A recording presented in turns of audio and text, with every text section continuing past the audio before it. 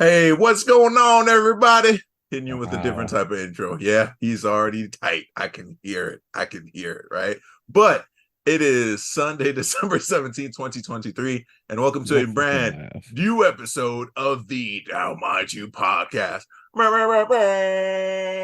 This is episode 99 manga. We're your hosts. I'm TJ. I'm Matt. And Bryce had a conflict with work. He will be joining us as soon as he can. With that being said, as far as announcements are concerned, as always, check out the Instagram page. That's where, it's usually the hub of all of our activity. But with that being said, too, if you want to see where we're available, always check out the Flow page. It contains the links to all of the distribution platforms we are on. The docket for today. More along the lines of our usual suspects, right? We have Hajime no Ippo, Sakamoto Days, Kaiju number 8, Jujutsu Kaisen, and in some slightly off the cuff, I don't want to say off topic because it's a manga, but apparently Stage S is back. Yeah, that Um, was crazy as hell. a year and like a quarter, right? Gone. No, a year and a third gone, right? A year and 4 months, which is like insane. And also Martial Master Asumi, I think, is about to hit the threshold that we've been looking for, or has already passed it. So we'll see. We'll see. Anyway, we're about Mm-hmm. to hit the end of the year, so there will be some discussions, and of course, we'll keep you guys abreast of what the future docket is going to look like, right? The mangas that we cover. But I digress. Matt, it's on you, brother. Take us into Ippo, please. All right. Yeah, good luck, homie. We get I've been like trying to think of a way to like work around explaining this beginning. Hey. But I'm gonna find my way, TJ. Good luck, bro. We get It's like that's damn near the whole chapter. So good Yeah, luck. bro. It's like it was no real way around it. So we're at chapter 1443. The flames died down. And so we pick up where we left off with Takamura, Itagaki's father, and the homeless guy that hangs out outside of the arena, outside of Korakuen Hall. I always forget this guy's name. Me too. The fan. We'll just call him that because that's the nickname he goes by. So they're still all hanging out, still doing their three-way trying to make each other laugh. And it gets creepy. I'ma just creepy, sus. I don't really know. Is sus? Is sus even okay to say? Fuck it. I'm gonna say it's sus. It gets sus. It gets pretty sus. Um, it turns into some nudity. Uh, My man is really struggling right now. yeah, I'm just trying to I find a just way, like bro. it's just like Anyway, Takamura, Itigaki's dad, and the fan take an extremely racy but also wild ass like frat boyish photo and put it on their version of Twitter. And Takamura basically just makes a complete fool of himself online. That's I'm not even kidding, 90% of the chapter. The last part of the chapter is we see two people doing road work, and the two people that are doing road work are actually Sendo and Miyata. Um, Sendo and Miyata are working together as Sendo is trying to get prepared to fight Ricardo Martinez. And as they're running, they're talking. And I also thought it was funny that little detail of like, when Ippo runs, Wapo is following him usually. mm-hmm. And now when Sendo and Miyata are running, and Miyata's cat and all these other wild animals that just follow Sendo because he's a wild person are just Mm-hmm. following them as they're running on the trail. Also while they're talking, they kind of get on the subject of Miyata leaving Kamigawa Gym. And Sendo being like, damn, do you ever miss that gym? Because it seemed like it's bussing, to be honest. Like it seems like it's a good time.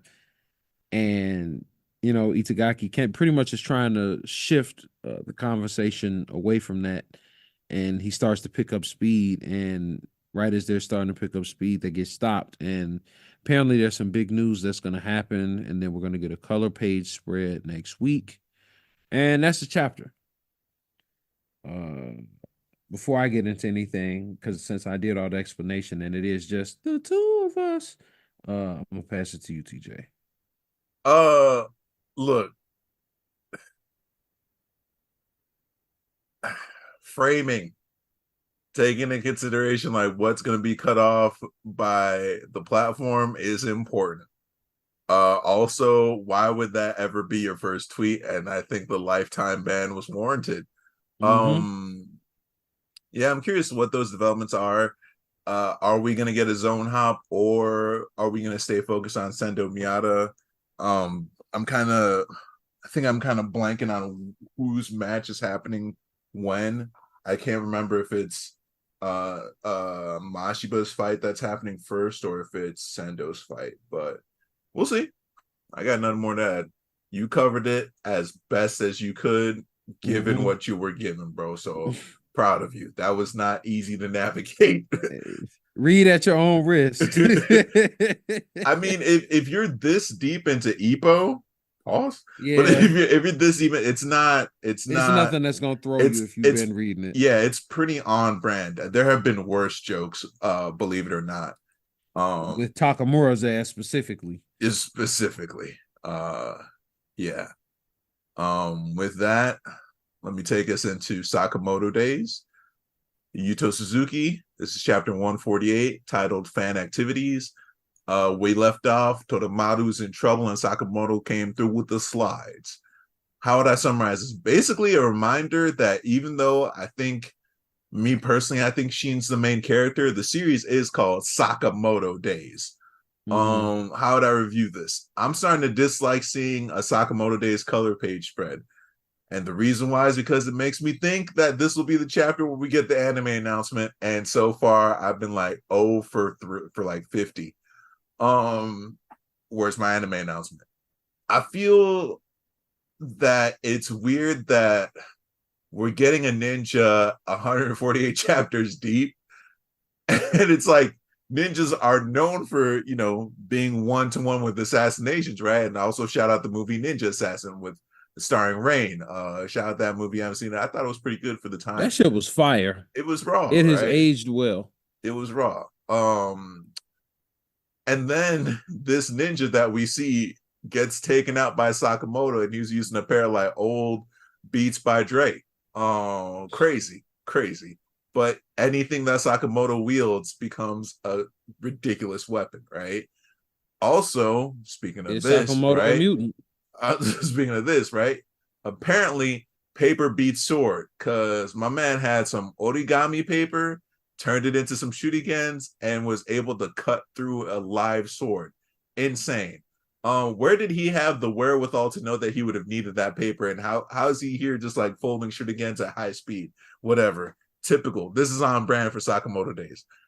I was kind of surprised by the choice in this chapter, and I guess the previous chapter, to kind of turn Totemaru into a damsel in distress, because she's anything but that. For one, it would have been cool to see what her improved abilities look like, because she was also sparring with Gaku back at Slur or XHQ. And she's got skills. Remember, she's one of those special candidates in the JCC entrance exam, right? She's nice with that like Gears of War axe shotgun that she has, bro. Like she was a menace leading up to this. So the choice to turn her into a damsel in distress, I mean, it makes sense if you put it within the context of her fanaticism, her codependency. I guess it kind of makes sense, because that's what this chapter was relying on heavily. I just thought it's like, hey, let's see Totemaru get to work, right? I also found it humorous that she's lamenting not being able to live a normal life. Shout out Kaji, because that man's been like hospital, didn't even get a chance to go to school, back on the field, hospital. Like, it's just, but anyway, she's lamenting not being able to live a normal life because, she's stuck in all this shit. But I think you need to put an asterisk on normal, because we're talking normal within the confines of the assassin world, which, as we have seen in this show or series, sorry, it's not Bryce a show will yet. Not accept. Right? Yeah, Bryce won't accept it, but it's insanity. her idol worship of Sakamoto is for sure going up several notches. And in her defense, that framing of Sakamoto in front of that painting called the God of Killing, which Hey, I that shit was think tight. for one, yes, but for two, I think the author of that painting or the artist of that painting wasn't that the dude sniper, the sniper guy the order was trying to get his like legendary kill off of, and Sakamoto I think inadvertently so. stole it from him. I didn't go back to confirm it, but I feel like that was that artist. But Because they made sure that we saw his name. exactly, you know. We still need to figure out how that bomb's going to get extracted out of Todamaru. Also, Nagamo and Shishiba, to my knowledge, they have yet to be mobilized in this fray, right? They had that rock, paper, scissors. It was Osanagi. They hung back. What's Chairman Asaki doing right now? Last we saw, he was buying that painting because he's got money, and being a total douche. Is Yotsumura on the field? Where's Amane? Things and the reason why I'm bringing this up is because things just feel a little too neat. Like I don't know how to explain it. This could also be from reading Jujutsu Kaisen, but things feel like they're gonna wrap up a little too nice right now, and I think something's bound to mess it up. And Slur slash Rion, because they both inhabit the same body, seem to be the type to have countermeasures on countermeasures. So I could see them perhaps sending out anxiety youngster Akira, right, to fuck with Sakamoto and cheat on the mental level. We'll see or maybe they deploy Carolina Reaper, who we've only seen within the confines of the Slur base, but we've never actually seen in action. So I don't know, but it wouldn't surprise me that they'd have a backup to the backup that Todamanu and Mafuyu would be unaware of. Plus, it's like what we have Kumanomi and what was his name, Haruma, right? The other members from their Alkamar, their 511 from their 511 Kinderheim. Like there's a lot going on. There's always a lot going on in Sakamoto Days, but you know what Sakamoto Days doesn't do? Anime or miss. I still Wow. wanted that. Hey, we're 148 chapters deep, bro. We're 148 Wow. chapters deep, bro. Where is it? Is it gonna happen? Is it gonna happen at this point? I might just need to let it go That for my was mental health. creative. I gotta applaud that. Wow. I might need to let it go for my mental health, Matt. That's what I'm saying. But anyway, I'm gonna pass it to you, bro. Yeah. I ain't gonna hold you. I feel you because never mind. I ain't gonna make it worse. Um, I rocked with this chapter a lot. I always like when we actually get to see more of Sakamoto in action. Um, did he break that guy's neck? Is that Man, guy's apron bulletproof like his? Questions that need answers. I think there are some asterisks for sure. I think it's like a Batman situation, but not Batman. Think like Batman and Spider-Man video games where, yeah, he's not gonna kill you, but them hospital bills will. Yeah, basically. I like that he both lost and restored her fandom at the same time. When she's like, wow, he's a normal person. Wow, he's not cool. Damn, he's fat. Like, damn, like he has a kid's wallet. And then it's like, oh, he's really, yeah, him. Like that. Himothy days. What is you talking about? Anyway, um, I thought this was a good chapter. I enjoy every chapter of Sakamoto Days that I read, to be honest. So yeah, that's where I'm at with it. I'll pass it back to you. Well, let me Or tell is you it still something, on me bro. too? It's on you. Take us into Kaiju number 8. Oh, yeah, we finally got a chapter this week. Yeah, I Uh, forgot about that. well, you I ain't know how gonna. I feel. Yep. So we're on chapter, episode, whatever, 98. And all of those giant kaiju had popped up. And we got a transformation from Kafka. And, he turns into his kaiju form because all of these kaiju are blasting out everybody. And he has to take them out. Now, he's pretty much zipping from kaiju to kaiju, taking them all out one shot and them diverting, their blast so they don't kill all of these innocent bystanders and all these innocent people and stuff. And he realizes that part of the plan is that number 9 just wants to keep him busy. And he's like, yeah, obviously all of these kaiju are no real threat to you because the only kaiju stronger than you is me. I'm the only thing stronger than you. But It's me. I'm yeah, Nagus. pretty much. And Mina tried to get on her Lemillion, a real hero, Muriel Tagada shit, and be like, yeah, it don't matter that I don't got my big gun, I still got something. You feel me? So she starts getting active with Kaiju number 9, trying to buy herself some time, and then he's just like, yeah, I'm the final boss. Hmm? Just in case you forgot, like this is definitely not your manga. Grabs her Dude, and what? this is definitely not your manga. It's crazy. Go Yeah, on. hey, that's definitely how he grabbed her, like snatched up, like, yeah, this is not your manga, and was like, you know what? I gotta take out Mina, and then I'll pretty much beat y'all because he also is realizing, even which I thought, and I might just be reading too much into it, but I thought it was tight that from a strategic standpoint, he was thinking take out Mina because of the morale blow that'll be to their team. Mm. But maybe that's not how he meant it in No, I others. don't. I don't think you're reaching because is literally the face of the Japanese anti-kaiju defense force. Like if we like kind of mentally go back to the first few chapters of the series, like she was plastered all over the place. Like Narumi, right? Mm-hmm. Was like jealous of her because she would just beat him in the popularity rankings all the time. So no, the morale blow is real. You're right. Yeah, I think that's what the goal for him is. For that, I think that's what he's going for. So, and that's pretty much where the chapter ends. It's like, will they anybody be able to make it in enough time um, to save her? So we gonna see. Maybe the main character will. But with that, I will pass it over to TJ.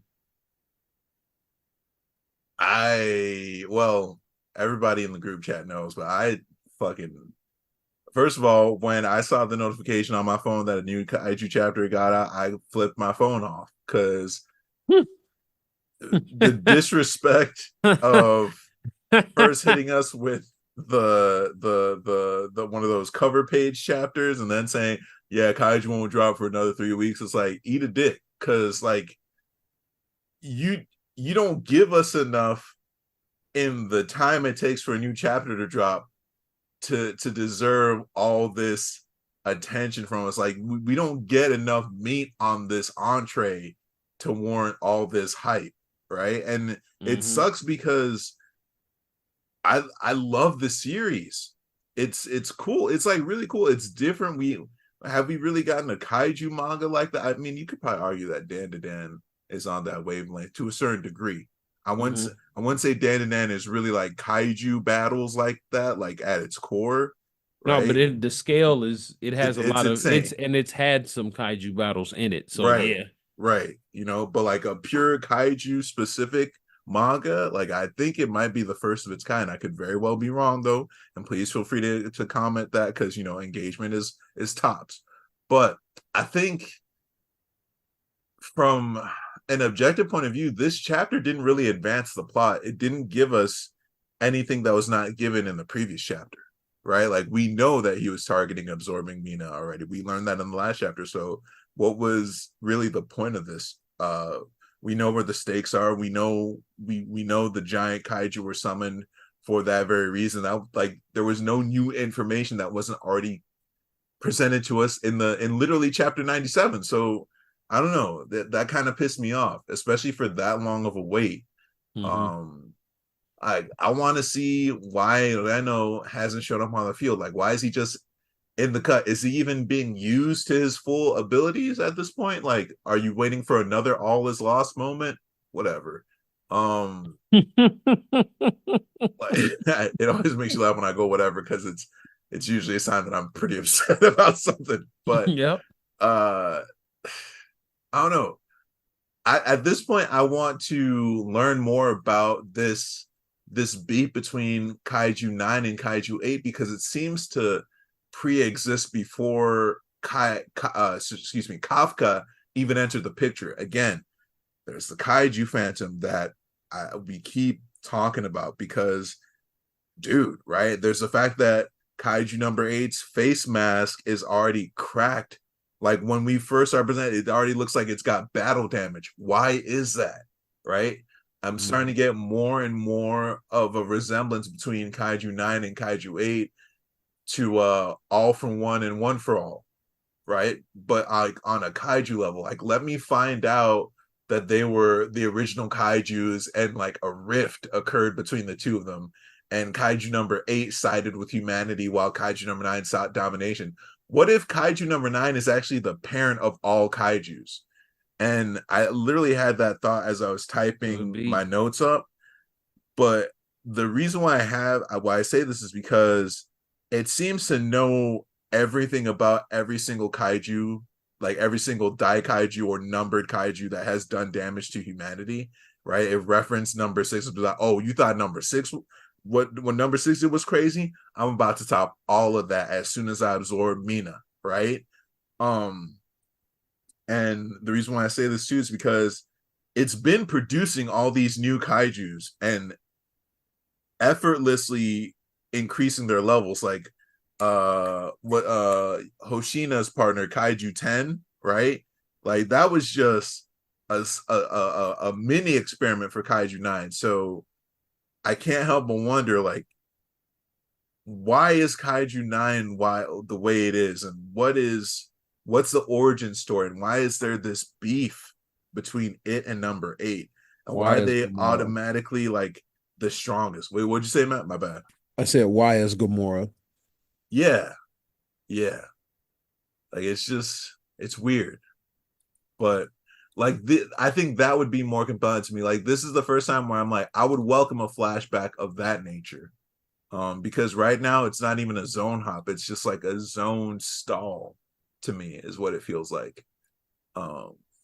Yeah. I'll pass it back to you, bro. No, I think you said the rest of what could be said. As far as Kaiju number 8 is concerned, I don't know. I was still pretty salty just because we had that wait. It was annoying.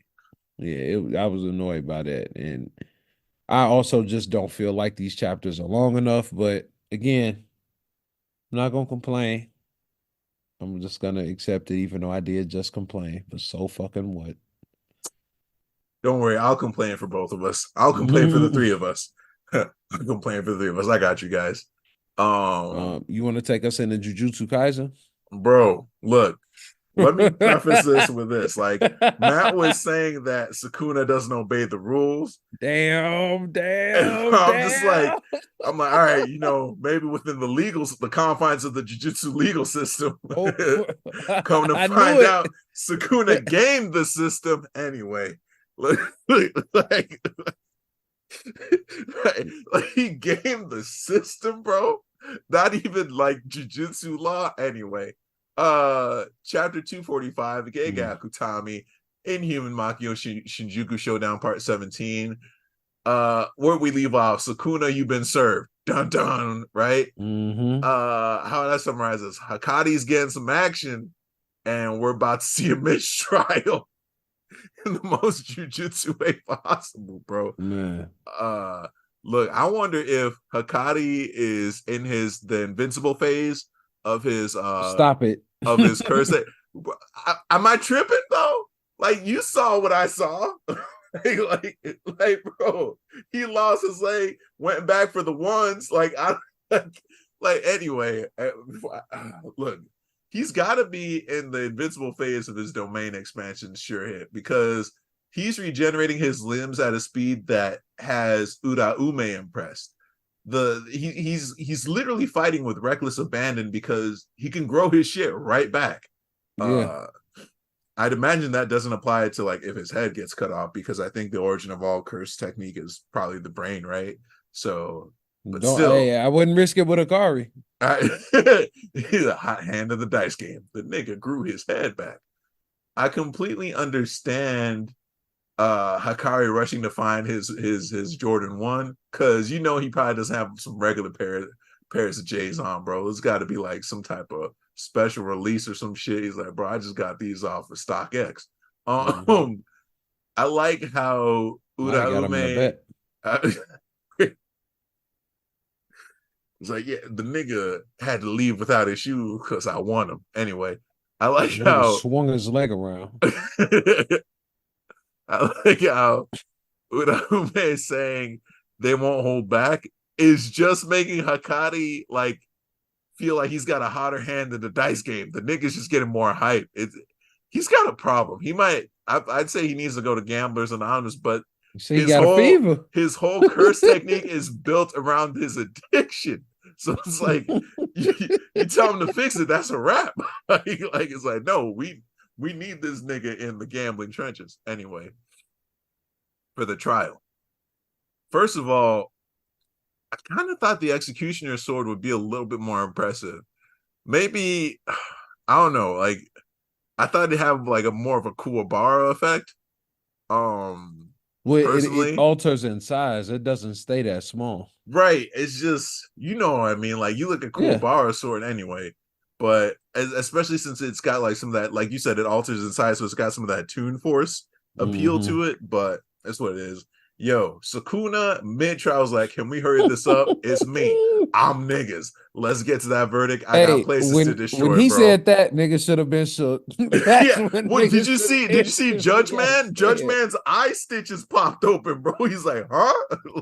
Said, bro, you talking to me like that? like, this is my domain.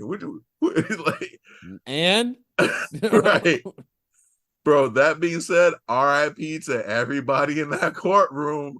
So Sukuna had to know. Like the reason why he even said hurry it up is because he already knew the rules of the domain from the last time Yuji was on trial. He learned the rules through Yuji. So that like I don't know if this is a statement that everyone's going to agree with, and it's nothing wild. It's just I never really had the impression that Sukuna was necessarily Mr. Plan Ahead. I feel like Sukuna is like the genius in the moment. Like for instance, when he had Maharaga, well, I guess maybe he planned Maharaga ahead too when he was going up against Gojo, right? To turn Maharaga into that machine learning algorithm. But he doesn't strike me as like a Kenjaku type where it's like, no, I've been planning this for centuries, right? I've been planning this for no, he centuries. just has a wealth of knowledge. He just knows that Right. he's the But king of curses. you feel me on this, right? Like he doesn't seem Yeah. like I'll put it this way: Kenjaku has to plan. Sukuna doesn't. That's what I mean. You know what I'm saying? You plan for Sukuna. Kenjaku Right. plans for you. You plan for Sukuna. Right. Exactly. So it's like he never gave out that vibe. So the fact that did he know that the curse tool would have gotten confiscated, not his curse technique if he had the curse tool out? That's insane. To be like that prepared or to just be able to man, we might just need to get a spin-off of just Sukuna. How? Is it of what? Just crime? Like, I guess, bro. like, but like, how do you become like this? Or maybe that should just not be known. Maybe we shouldn't give people ideas. But like, yeah, this crimes of Sukuna. grime time, the Sukuna story. Anyway, For real. look, Yuji and Choso, they might have something for Sukuna, but Shiesty, Kusakabe, and Higuruma, that might be it, Playboy. And yes, I know I called him Shiesty because he's got the mask on because I forgot his name. But We'll but go with it. It's fine. but yeah, that might be a wrap, bro. I don't know, man. Every new chapter of Jujutsu Kaisen just reinforces Bryce's expression that summarizes the series. I know what's happening, but I don't know what the fuck's going on. And on that note, I'm gonna pass it over to Matt. Well, there's a term I say all the time that my wife quotes me sometimes too. And sometimes you roll the dice and them bitches come up snake eyes. And that to me is pretty much this situation. Those last few panels um when Sukuna tells Higuruma, he was like, only me and Higuruma noticed something was wrong. And he was like, what's wrong? And it was like, because he instantly was like, why is he able to cut? And it's like, yeah, Right. because you just finna execute this tool. You can't execute me. And it's like, it's also crazy for Higuruma on his front because that in no way, shape, or form crossed his mind that could be an outcome. And That the outcome it's could his be what, domain. That's what's yeah, more wild. Like, the outcome of who could be guilty could be in cursed tool. And that makes sense because Yuji is technically a cursed tool, which got brought up in his case. Oh man, it was just the fact that he was able to circumnavigate that. on a Like technicality, bro. it literally was the Martin, damn.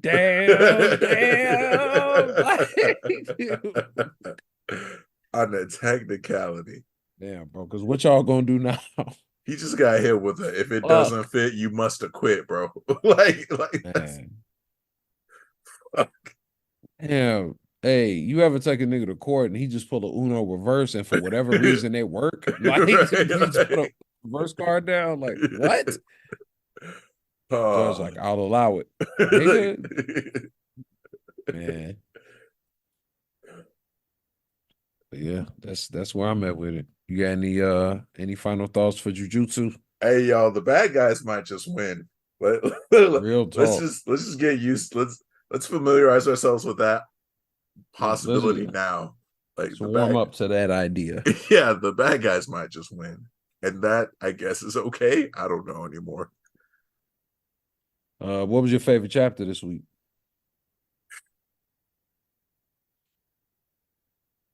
That's a tough one. I mean, nothing crazy stuck out. Sakamoto Days was, no, I'm gonna give it to Sakamoto Days because it was almost like a return to form in just pure Sakamoto, just blasting through like people. That's yeah. I'm gonna go with Sakamoto Days. You? I'm gonna go with Jujutsu Kaisen to be honest. I felt like, yeah, I felt like Jujutsu Kaisen. It literally made me be like, hell no. Like I had to like I verbally like responded to what I was reading. You know what I'm saying? So because of that, I got to give it to Jujutsu Kaisen because and it was like, oh yeah, he not guilty. That tool is. It was like, you gotta be fucking kidding me right now. You've got to be joking. That's It's like, hilarious too, because to me, it's and this is a thought that I had. I didn't put in my notes, but I was thinking, how wild is it that you can have a curse technique that is essentially a representation of you, but you have no control over it?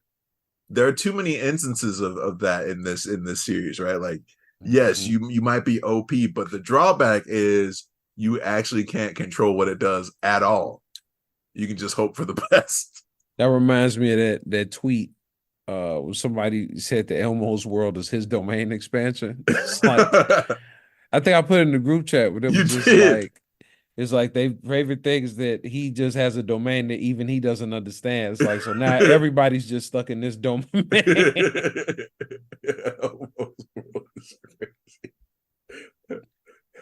Domain expansion, Elmo's world. Well, no one's surviving. Yeah. Just turn So into they everybody say, just becomes Mr. Wiggles. Like, how do I get out of here? Elmo doesn't know. Mr. Wiggles has been trapped this whole time, bro. How do I get out? Or is it I don't Mr. know. Noodle? I forget. Who knows? Oh, All right, wow. then. Let's get on to this topic of the week, player. All right, top 10 anime characters of all time.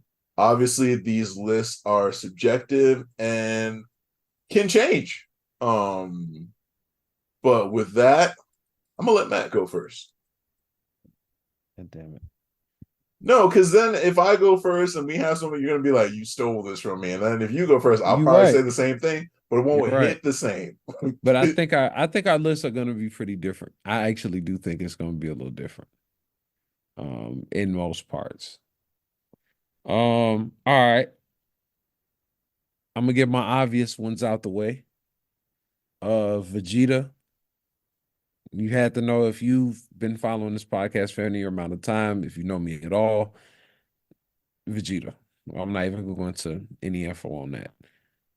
Um, Another obvious one, and I might be also taking this from TJ Yusuke, from Yu Yu Hakusho. Obviously, Huh? the main character from, huh? What? Go ahead. Go ahead. Go ahead. Obviously, the main character from one of the greatest, if not the greatest anime of all time, one of the greatest, if not the greatest manga of all time. Uh, I don't know, man. He just embodies so many things. It's like his character, his kind of coming of age arc. It just you kind of feel like you grow with Yusuke as the series grows as well. It didn't really necessarily end the best way, and I just mean the series in total, but overall, he's definitely a character that's been, at least for me, within like the zeitgeist of characters I care about. He's definitely been up there for a while. Um, my next one is Mashiba, Ryo Mashiba from Hajime no Ippo. Another obvious one. If you again follow us, I'm very high on Mashiba. I like Mashiba's style, I like the way he fights. I like that he had like that little bit of, that edge to him that he would go kind of that extra mile, but now his kind of like I've really been appreciating his redemption arc and stuff like that. I thought that's been pretty cool. So I've thoroughly enjoyed that. I like, the protective big brother thing, and but doubling back, like lying to Ippo, saying like, "Oh yeah, you can look after my sister," and it's like, "Yeah, dummy," and after this, I'm gonna kill your ass. Like he's crazy, man. But I love him.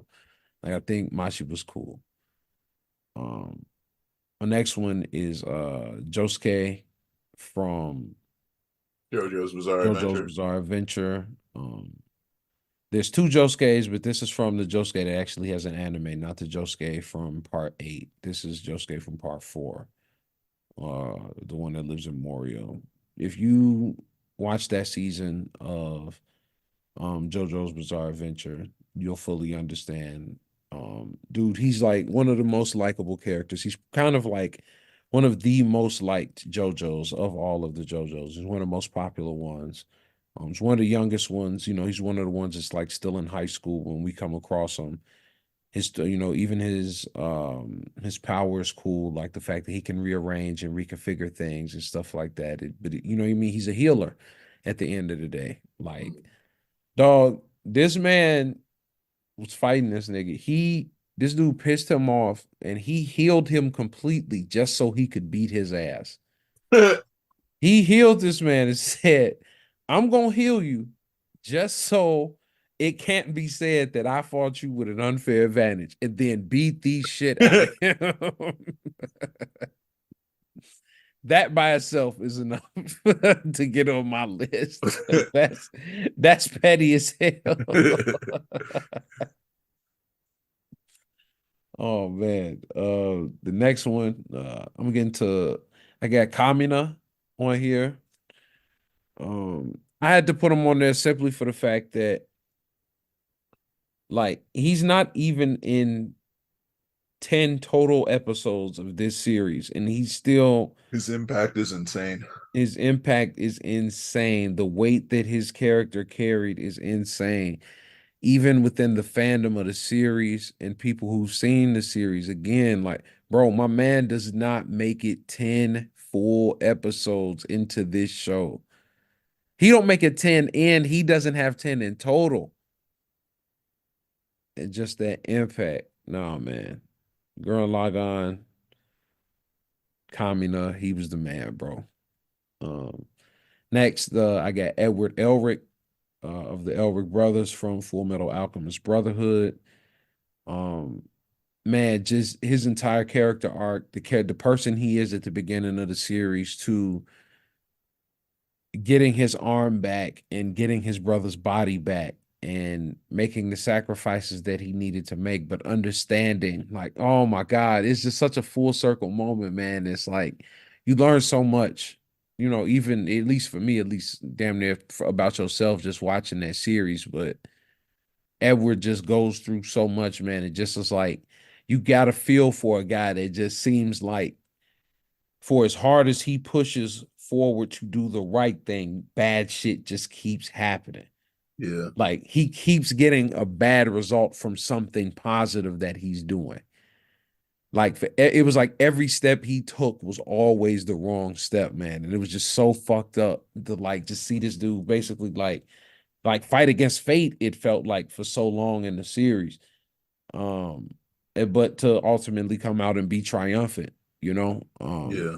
Edward, he up there, man. He's one of them ones for me. I'm getting to these villains right quick. Uh I gotta put Johann Liebert on Oh there. my gosh. I'm so sorry, bro. Like, this nigga just transcends evil. Like, he's the worst. He's the absolute worst, bro. Like, I don't have to explain it to you, obviously. But like, you want to talk about a person that got plans for plans for plans? Like, bro, why would you ruin this man's life? He saved your life. Like, if you really think about it, TJ, he could have framed anybody. He actually had no real reason to do that shit to Dr. Temla. He did nothing to you. He saved your life. All this wild shit you doing now, you're only able to do because of him. He didn't deserve this. He didn't deserve it. No, that shit was crazy. Johann was on some other shit and on some motherfucker plan and everything. You already know where I'm going with this. Eisen. Eisen was another one. He's another one of my favorite characters. Definitely an all-time favorite, just because he's to me one of my. I felt like he was an overpowered character done right. Yeah, he was For like the reverse Flash of the Shinigami world. It was insane. Yeah, bro. Like, it was every Hate. time they Like, had him cornered, it was like, you don't. actually, yeah, He's like, actually, you don't have me beat. this was all a part of my plan. Bro, like, the one thing that he could not have planned for was what beat him. You know what I'm Yeah, saying? yeah, He never planned for being temporarily depowered.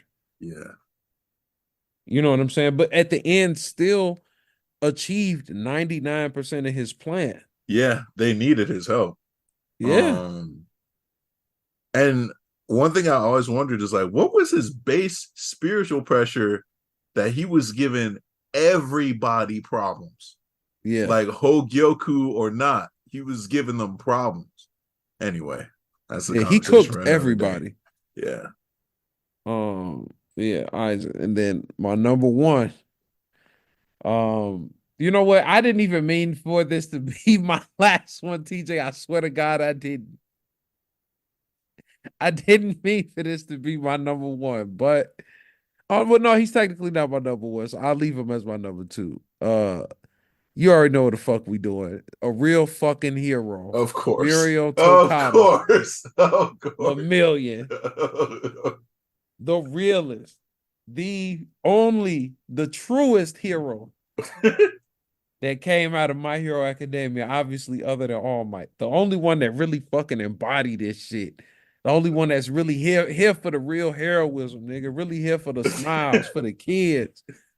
He the John Cena of this whole shit. Fuck is you talking about, bro? He don't, man. If it was on him, he'd be leading the league in fucking wishes made for them make a wish kids. You talking about a Hey. nigga that pulled up? No, no, no. This my list. I'm taking it there. Day one, pulled up, smoked they whole class. Dolo. He soloed they class. They had already been through like terrible shit before him, bro. They had all leveled up significantly. No. Two, this nigga making this goofy ass power work for him. This, first of all, is broken. and it's not broken in a good way. Like he is doing a legit. This nigga is playing with physics and just guessing Yeah. 90% of the time and still thriving. Still thriving.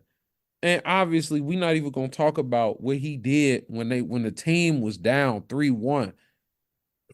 When they was down 3-1, and he already got put up on, this nigga already was sitting back on the trainer's desk, fucked up. What'd he do? What'd he do? He put the team on his fucking back. No powers. ACL, blue, MCL, blue, Achilles gone. Still was putting them hands on Overhaul's ass. He's putting hands on Overhaul and protecting a child. He fought a nigga with powers while he had none. In the instant that he lost his powers, didn't go like, fuck, what I'm gonna do now? He was like, The so I mission. guess I just gotta fuck you up now. All the finesse is gone. Now I have to beat your ass. Man, just a real fucking hero, man. God damn, this nigga, he don't lose sight of the mission, bro. He don't lose sight of the mission. He understand the fucking assignment. That's why he on this damn list. Shit. And my number one, I guess it just rolled out like that, is Revy from Black Lagoon. If you're not familiar with Black Lagoon, Revy is not necessarily the main character, but kind of the main character, because technically the main character is the narrator, but all of the action virtually revolves around Revy.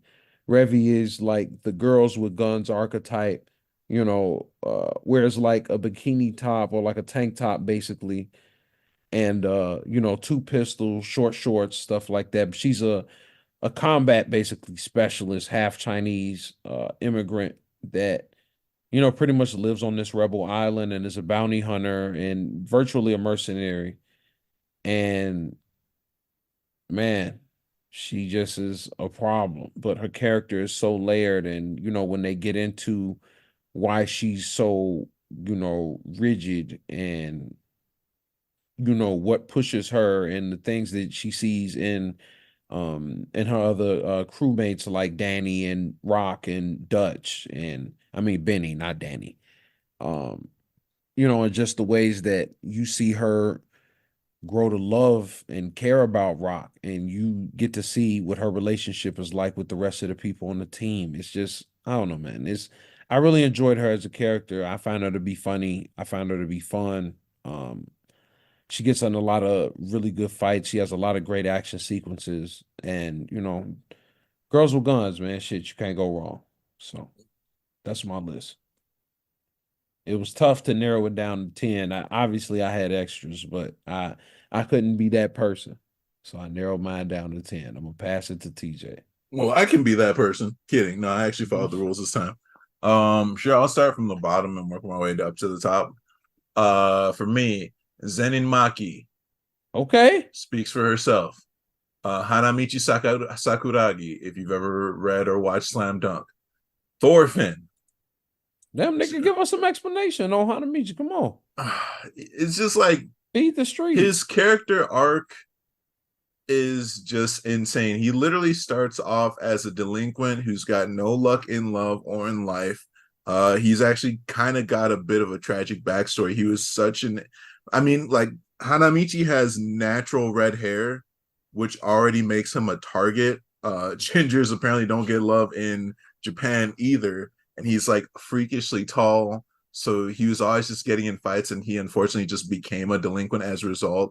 Part of his tragic backstory is he lost his dad to a heart attack because he was trying to go and get emergency help, and he got confronted by some delinquents who unfortunately stopped him from being able to save his father. But with that too, it's like he originally gets into basketball because he's in love with basically the team captain's younger sister, and he's like getting into it because she scouts him out because of his height. He's got no basketball experience, but he's like, yeah, I'm gonna love basketball if it helps me get to her. But then you just witness his evolution, and basically, if you're unfamiliar with Slam Dunk, basically the Shohoku basketball team, they're modeled after like the 90s Bulls, like during the second three-peat. And Hanamichi's character in particular is basically Dennis Rodman. So he's got this crazy jumping ability, this ability to dunk and to shoot, and it's just, yeah, his character development and the way he ends up showing how he puts everything, he does everything for his teammates is it's just awesome. I mean, this is Takehiko Inoue, so you know it's going to be good. This is the guy who did Vagabond. This is the guy who also draws Real, which I'm actually gonna get into pretty soon. But the artwork is crisp, and it's just, yeah, Hanamichi. Thorfinn, because if you have shit, like, I mean, look, Vinland Saga, it's no Berserk. We already laid that debate to rest. But I will agree with Bryce.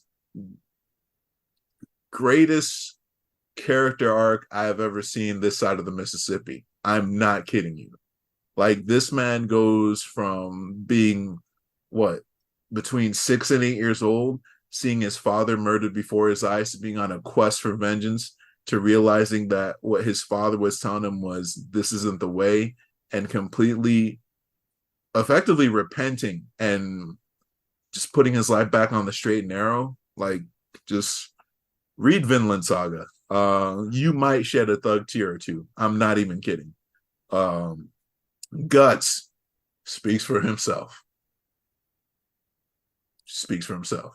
Rock Lee didn't get his box set, but boy, look, tuning exam, hey, he was cooking. He's literally the only Naruto character anyone could realistically aspire to be, and even then, like, with some limitations, it's like, Yeah, you you gotta can't do still the be ninja careful. shit. You got to do the taijutsu. That's him. He's him.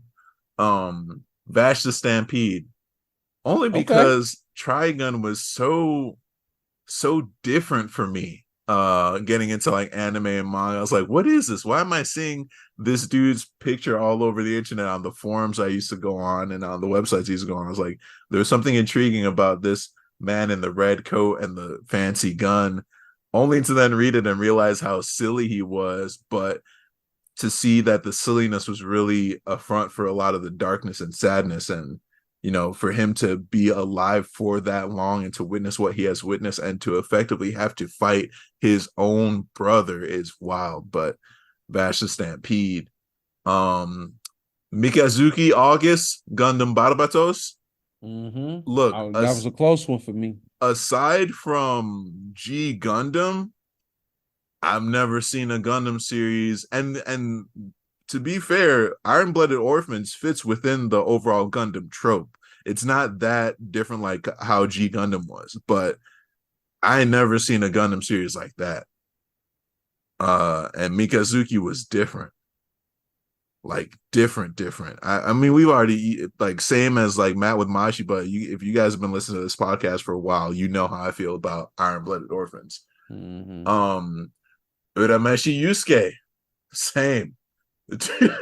One thing I realized too, he might be the first manga anime protagonist I remember reading and him not having crazy hair. Like, him actually just being normal. You know what I mean? Like, within the confines of the series, but it's like, if you look at our pantheon of protagonists, like, Yusuke's pretty normal looking, all things considered. If anything, Yeah. you can even say he's like kind of girly looking if you take into consideration how his eyes are actually drawn, his looks are actually drawn, or whatever. But like, so refreshing in his own way. My number 2 is Kamina, speaks for himself. Yeah. And my number 1, Goku. And the reason why I'm saying this is because, bro, like, look, you were talking about growing up with Yusuke, but like, I feel like I grew up with Goku, and I feel like Goku grew past me, bro.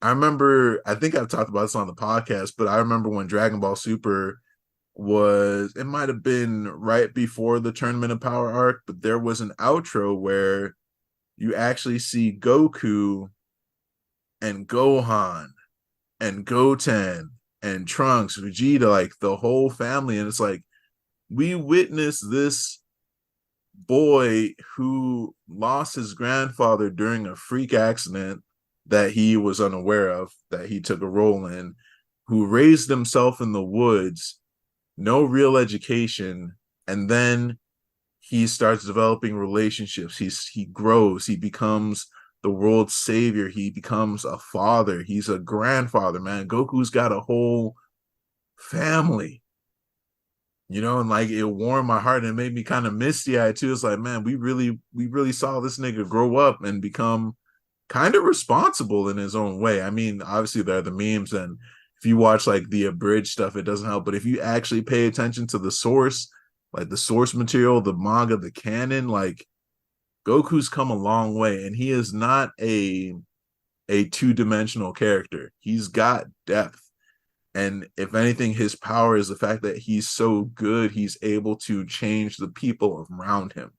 Like, think about how big his network is, and it's because he was able to turn former enemies into allies and now family, dude. It's just, yeah, man, Goku, bro. That's my list. All right, man. Start crying. Yeah. It's like, I'm sorry. All right. Well, with that, this has been another episode of the Now Mind You podcast, which you guys can look forward to next week. We will have Sakamoto Days. We will have, believe it or not, Kaiju number 8, but that might just be some pages. I'm not trusting that. Yeah, I wouldn't even mention it. Damn. We got Jujutsu Kaisen. We got Dragon Ball Super. There should be Chainsaw Man. We also got Chainsaw Man. And we got Hajime no Ippo. Yes. We pretty much got a full docket next week. And our topic of the week for next week is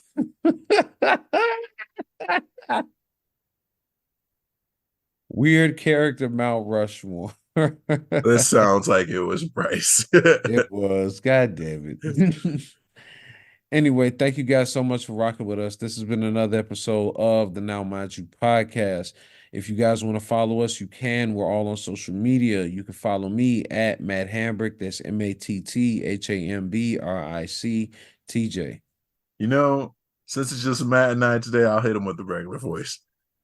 You can find me on Instagram at Tuss4Skate. That's TUSS4_SKATE. And you guys can find Bryce on Instagram at Ashe Onsa. That's AXE_ONCA. Bay. Wow. I know it's been a while. And you can follow us at Now Mind You Podcast, wherever you like to get your podcast and wherever you like to get your social media. We are on all of those things. I promise. We will see you guys next week, or we'll see you over in the combat episode. Peace out. Peace.